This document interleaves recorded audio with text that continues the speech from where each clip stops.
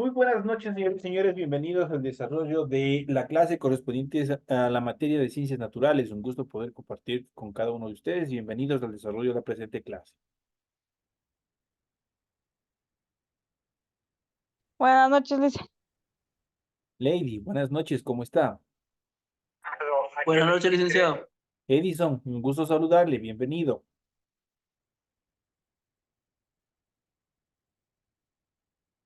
Iniciamos el desarrollo de las actividades correspondientes a la materia de ciencias naturales y como es de costumbre, vamos a iniciar presentándoles el documento correspondiente a su tarea. Te está en pantalla ya el formato para recursos de aprendizaje de tarea.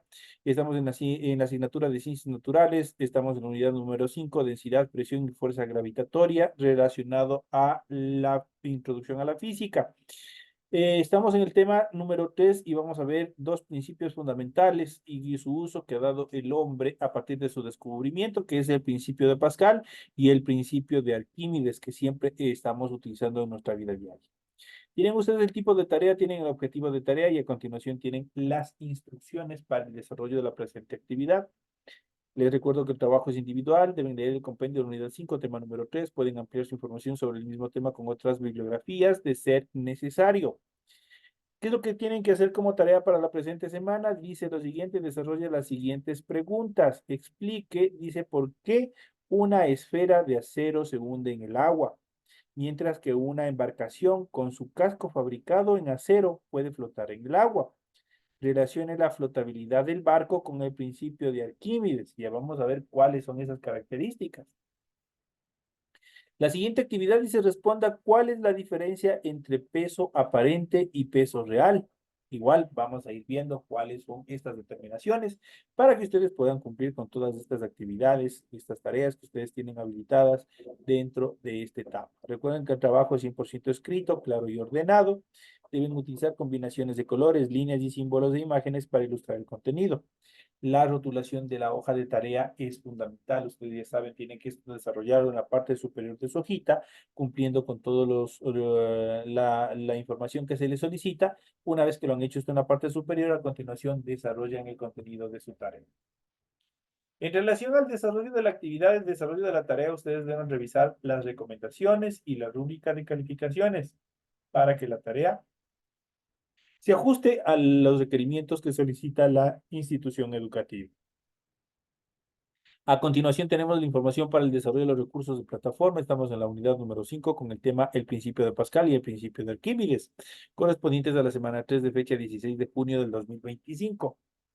Esta tarea justamente permite entregas desde el 16 de junio, la fecha límite de entrega es del 30 de junio y la fecha de publicación de la calificación será hasta el 4 de julio del 2025. Con esta última tarea, obviamente terminamos todo este proceso. Esta es la última tarea que ustedes van a tener dentro de este proceso educativo. Así es que, por favor, cumplan con toda cabalidad, a tiempo, todas las actividades que se les ha ido abriendo, habilitando periódicamente en su aula virtual.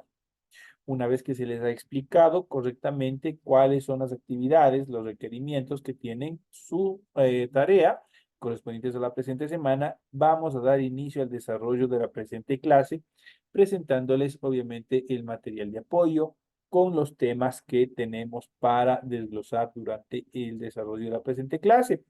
Y vamos a hablar sobre la densidad, la presión y la fuerza gravitacional y justamente vamos a hablar sobre el principio de Pascal. Hemos visto la presión en el interior de los líquidos, pero ¿qué hay de la presión exterior aplicada sobre un líquido? Es una pregunta bastante interesante. Vamos a comprobar este fenómeno mediante una sencilla experiencia que nos demostrará cómo se transmite la presión ejercida sobre un punto de líquido a otro punto de este.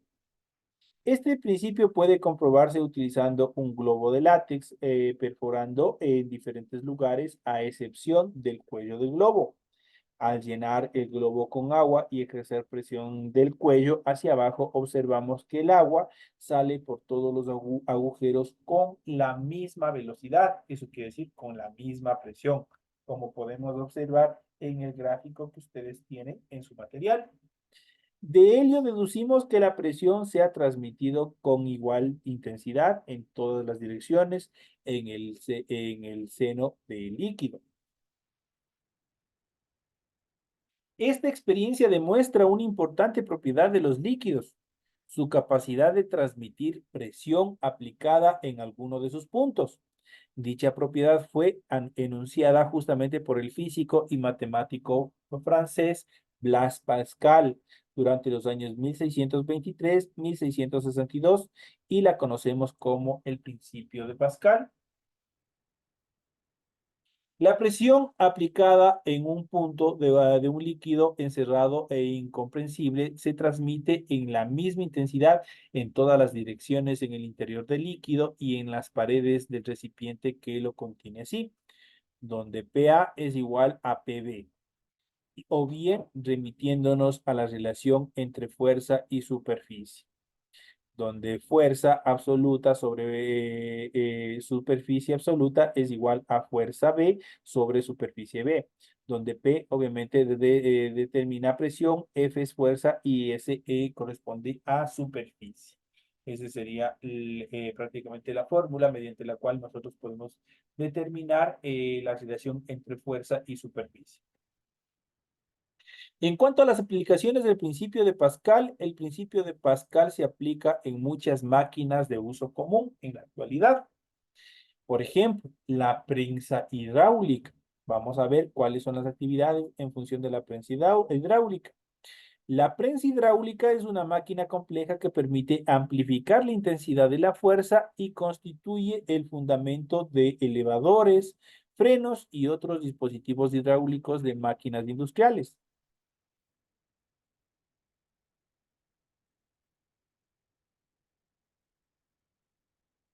Esto consiste en dos cilindros de diferentes secciones comunicados entre sí y en cuyo interior se encuentra un fluido en reposo que normalmente puede ser agua o aceite sobre el émbolo A, cuya superficie SA es muy pequeña. Se aplica una fuerza extrema, fuerza base A. La presión debida a esta fuerza se transmite por el líquido que llena la prensa hasta el émbolo B, cuya superficie SB es muy grande y ejerce sobre este una fuerza FB. Vamos a ver toda la descripción de este principio, obviamente en el siguiente gráfico. Vamos a ver cómo se aplica el principio de Pascal en la prensa hidráulica. Y aquí nosotros podemos observar los cilindros de diferentes secciones. Tenemos el cilindro B, el cilindro A, obviamente que tienen diferentes dimensiones. Podemos ver el émbolo A, el émbolo B, podemos ver la fuerza, obviamente ejercida, y obviamente podemos ver cómo, obviamente, la fuerza resultante, obviamente, se incrementa a partir de la diferencia en posición del émbolo B.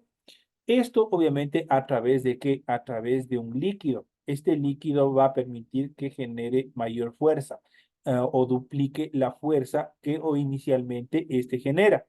Por ejemplo, aquí tenemos la mano de una persona, la cual obviamente está aplicando una determinada fuerza sobre un líquido a través del émbolo A y este obviamente genera a través del líquido una fuerza duplicada al émbolo B que provocará que cualquier obviamente objeto sea destruido a través de la intensificación de la fuerza. La fuerza obtenida, que es la fuerza B, es mucho mayor que la fuerza aplicada, que es la fuerza A, porque la superficie es mucho mayor que SA. La aplicación usual de la prensa hidráulica consiste en comprimir algunos cuerpos colocados sobre el émbolo de mayor sección, apretándolos contra un tope fijo situado sobre él. En cuanto al elevador hidráulico, es otra utilidad que el hombre ha dado justamente al principio de Pascal. Sigue el mismo principio físico que la prensa hidráulica. El aire procedente de un compresor comunica el aceite del recipiente una presión que es transmitida por el líquido hasta la plataforma elevadora. El elevador hidráulico se emplea habitualmente para elevar vehículos en los talleres mecánicos. Y aquí nosotros tenemos justamente igualito al gráfico anterior. Vamos a ver la aplicación del principio de Pascal en elevador hidráulico.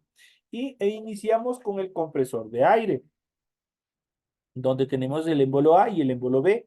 El émbolo A es mucho más pequeño que el émbolo B y obviamente este está conectado o interconectado a través de un líquido que en este caso es el aceite.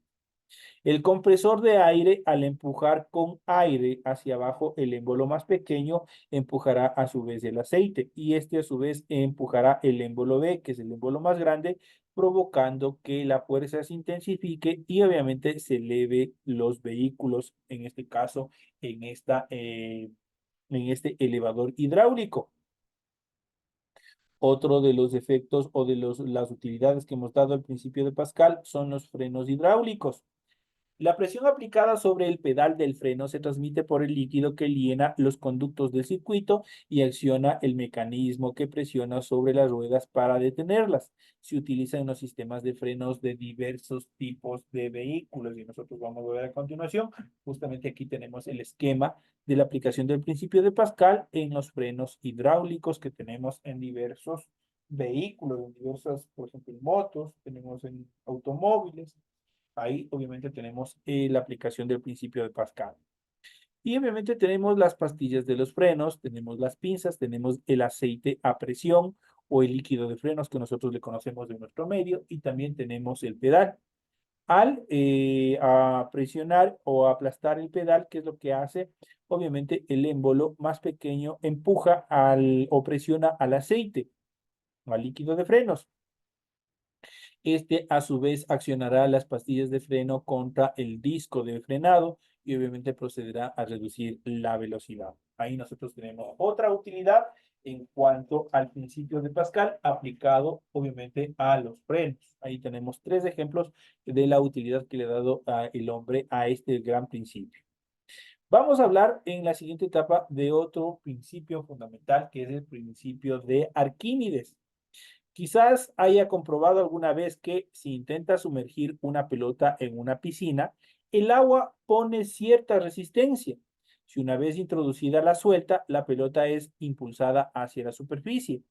Es evidente que el agua ejerce una fuerza sobre la pelota sumergida. Esta experiencia, a modo de ejemplo, nos ayuda a entender cómo son las fuerzas. En este sentido, colgamos de un dinómetro. Esto es un instrumento para medir la fuerza, un cuerpo de pequeño tamaño, como una bola de metal. Anotamos las medidas del dinamómetro. Este es el peso del cuerpo en el aire, que W es igual a 1 newton. Llenamos un recipiente con agua y sumergimos en ella el cuerpo colgado del dinómetro.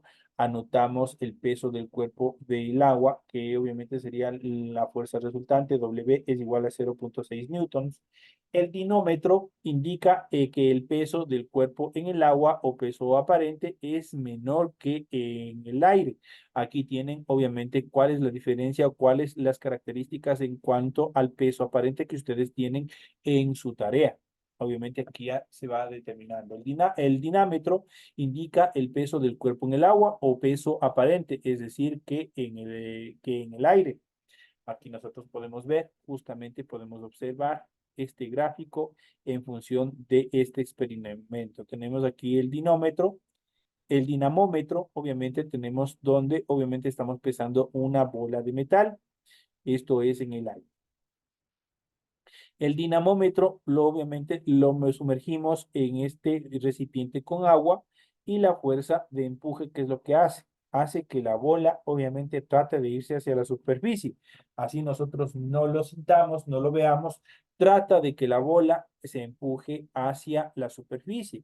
Este aparente empuje que se desarrolla del agua en relación al objeto, obviamente, es la fuerza aparente, es el peso aparente.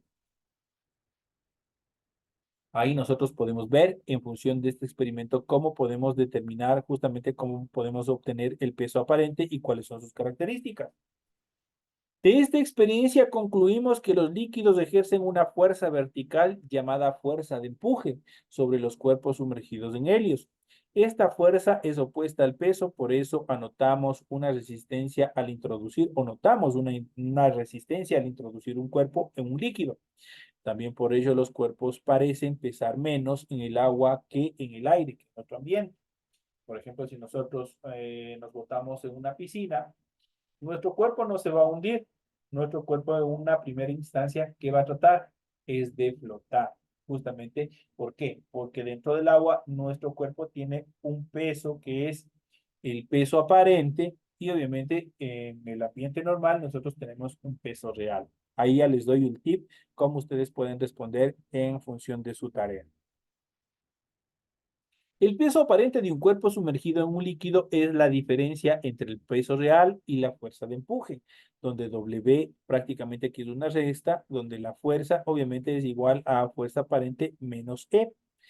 En el siglo III a.C., el matemático griego Arquímedes determinó el valor de la fuerza de empuje que ejerce un líquido sobre los sólidos sumergidos en él y formuló el famoso principio que lleva su nombre, el principio de Arquímedes. Cualquier cuerpo sumergido total o parcialmente en un líquido está sometido a una fuerza de empuje dirigida hacia arriba igual al peso del líquido desalojado. Eso obviamente es la aplicación dentro de esta característica. Donde corresponde, es igual a la fuerza de empuje, densidad del líquido, B es igual al volumen del sólido sumergido y G es igual a la gravedad. Cuando un cuerpo se sumerge en un fluido, este presiona al fluido y al mismo tiempo el fluido presiona sobre el cuerpo hasta provocar su pérdida aparente de peso. Podemos concluir que en el principio de Arquímedes el empuje depende solo de la densidad del fluido y del volumen sumergido del cuerpo. Esto define si un cuerpo flota o se hunde. Esas son las características fundamentales de este principio, del famoso principio de Arquímedes.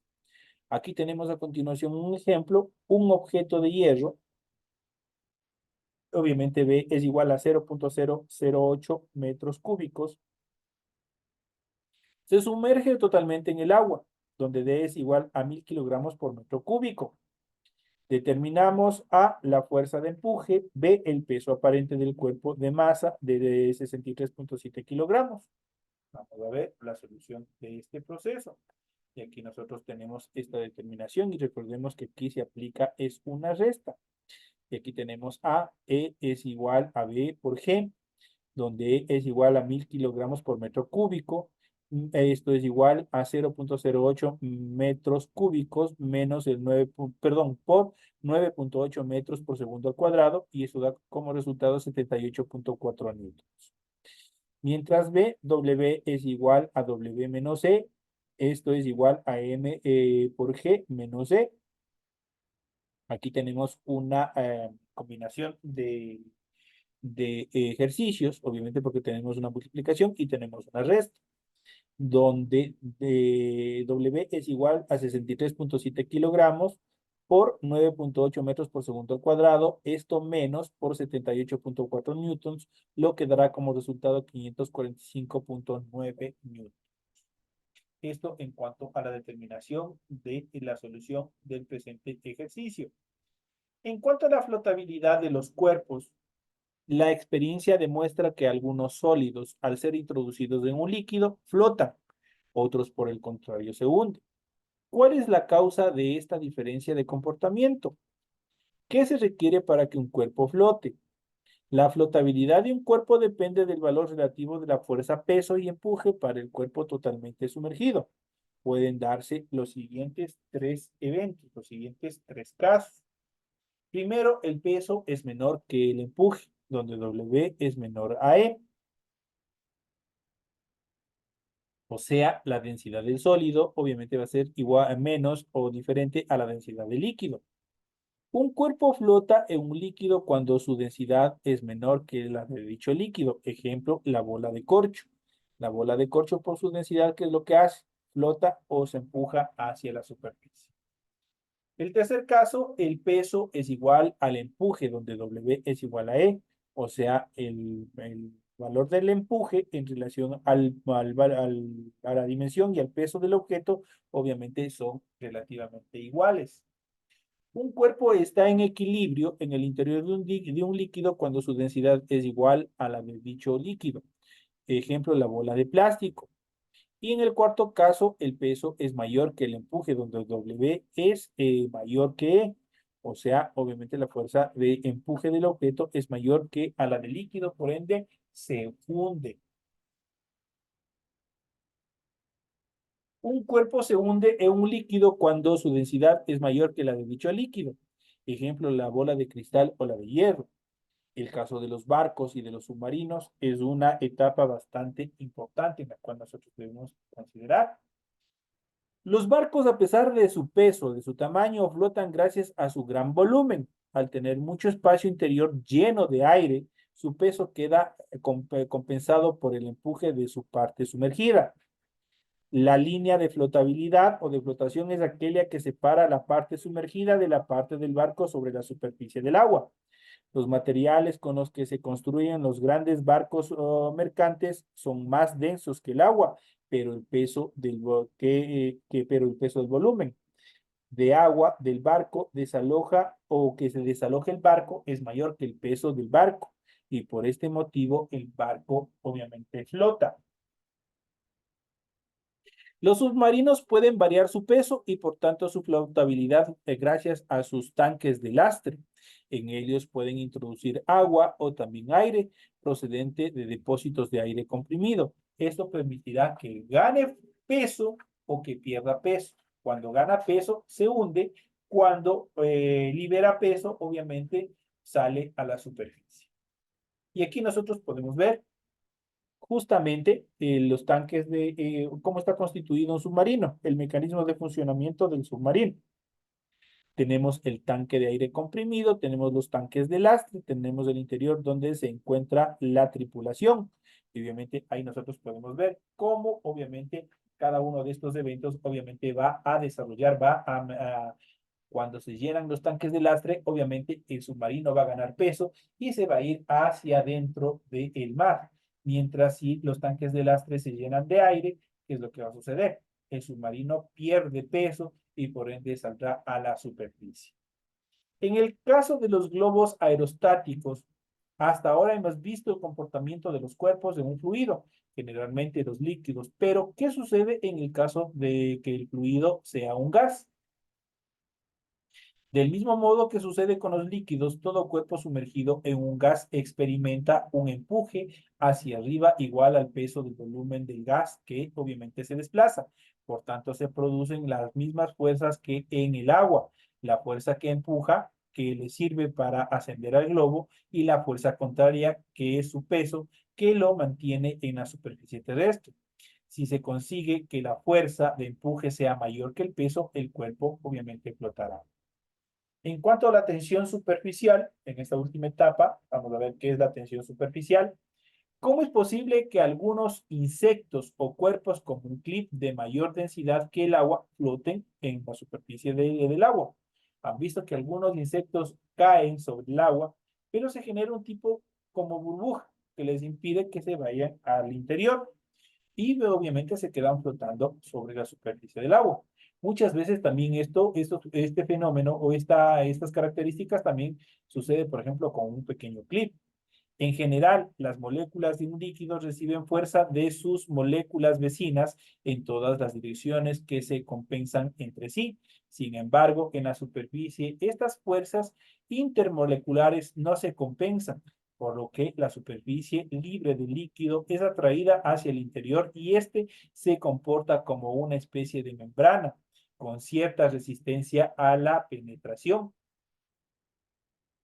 Es lo que hace posible que, por ejemplo, un clip flote y esta fuerza, obviamente, les llamamos tensión superficial. Obviamente, determinados insectos, obviamente, también desarrollan este tipo de presión, de este tipo de tensión, obviamente, que les permite mantenerse flotando sobre estructuras líquidas, sobre determinados líquidos, sobre el agua, sobre todo. Entonces, son las características dentro de este proceso educativo. Entonces, estas son las características en cuanto a estos dos importantes principios que hemos visto en el desarrollo de la presente clase. El principio de Pascal y el principio de Arquímedes. Y el hombre obviamente ha aprovechado todas estas características justamente para poder aprovecharlas en determinados inventos, en determinadas actividades, obviamente que ha mejorado la calidad de vida del hombre y obviamente ha simplificado determinados trabajos. por ejemplo, para elevar determinados objetos pesados. Justamente se aplica el principio de Pascal. Obviamente es el más utilizado en diversas actividades humanas que el hombre ha desarrollado, en diferentes máquinas que el hombre ha desarrollado justamente para trabajos pesados, donde multiplica, donde diversifica la fuerza en función de una superficie. Señores y señores, de esta parte estamos ya llegando a la parte final del proceso educativo. Ha sido un gusto haber compartido y desarrollado este tema bastante interesante dentro de estas actividades. Nosotros de pronto ni nos damos cuenta. Por ejemplo, tenemos un vehículo. ¿Cómo funcionan los frenos? ¿Quién lo inventó? ¿Cómo lo desarrolló? Tenemos un tractor. ¿Cómo permite que los gatos que nosotros le conocemos obviamente permitan elevar la tierra y obviamente o determinados objetos pesados, lo que se vaya a alzar y obviamente bajarlos? Entonces son cosas que obviamente se han ido desarrollando, se han ido inventando con la finalidad de mejorar esta actividad y que nosotros la tenemos a diario. Estamos conviviendo con todos estos inventos, con todo este principio de Pascal y de Arquímedes a diario en determinadas actividades. Señores y señores, de esta manera llegamos a la etapa final del desarrollo de la presente clase. Ha sido un gusto haber compartido con ustedes. Les deseo que tengan una feliz noche de descanso, un excelente resto de semana y nos estaremos viendo hasta la próxima semana en las siguientes y últimas clases. Señoras y señores, que tengan una feliz noche. Nos vemos en las siguientes clases.